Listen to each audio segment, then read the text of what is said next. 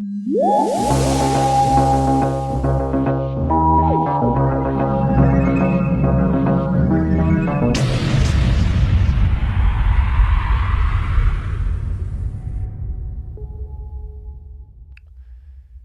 suppose ultimately, the only crucial thing that holds the Seeds of Death back is the fact that it was made in 1968.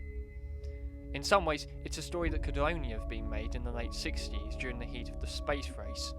The main concept underpinning the story is quite a topical one for the time that I can imagine being rather provocative for contemporary audiences.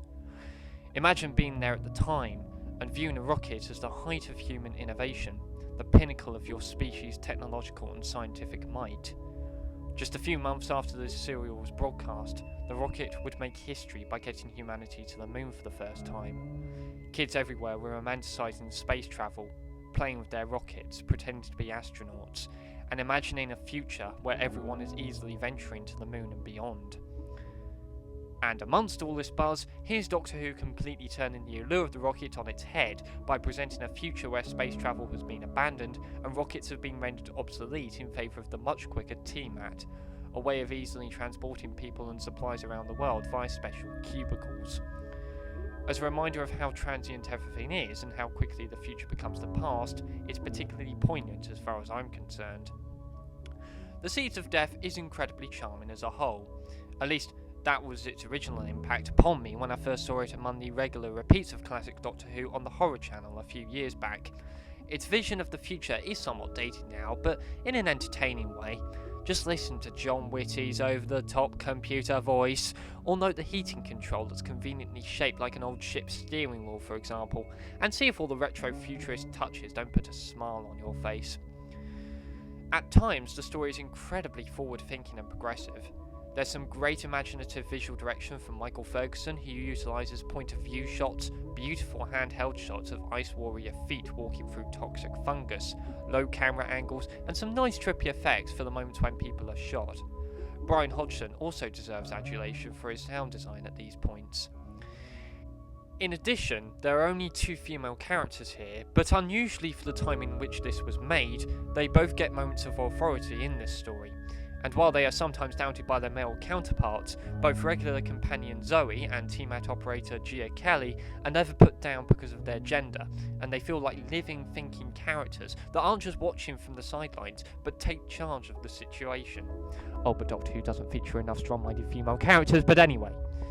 The dialogue for all characters in this serial is somewhat perfunctory. There are very few moments of wit or creativity in the style of Holmes or Moffat, so I'm putting the fact that the female characters are so well realised entirely down to actresses Wendy Padbury and Louise Pageau.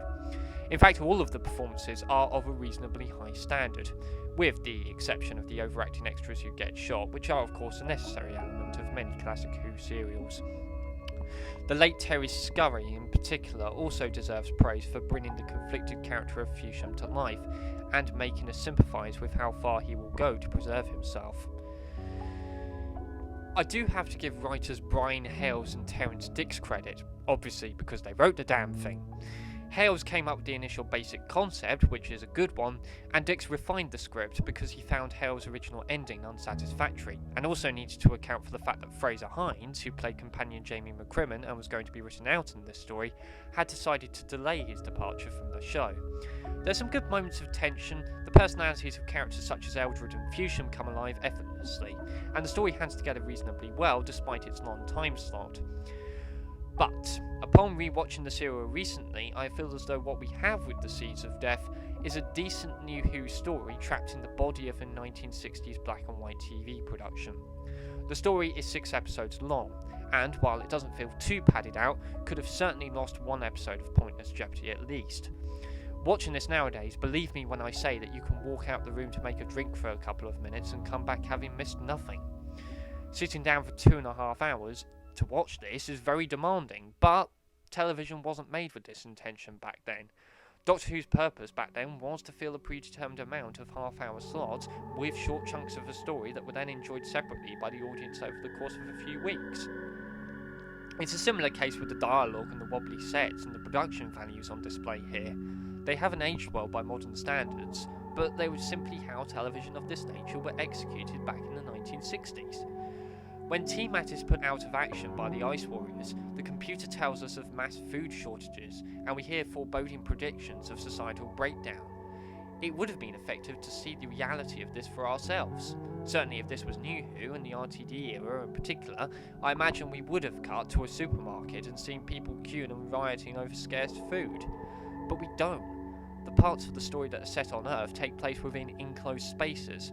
The corridors are buildings that appear isolated and cut off from the outside world, which is a shame as it shuts us off from the grave impact of the situation. Don't get me wrong, I do enjoy the story, and if you can get past the unavoidably old-fashioned superficial elements of this serial, I do highly recommend it.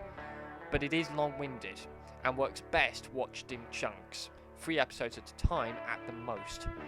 I've seen for myself with my parents, who prefer modern Doctor Who to retro, that it won't turn the heads of classic Who skeptics, and I can't help but feel that it would have been significantly improved and have more impact were it told in a more contemporary style as 2 45 or 60-minute episodes. The Seeds of Death. It's ahead of its time. Perhaps too ahead of its time.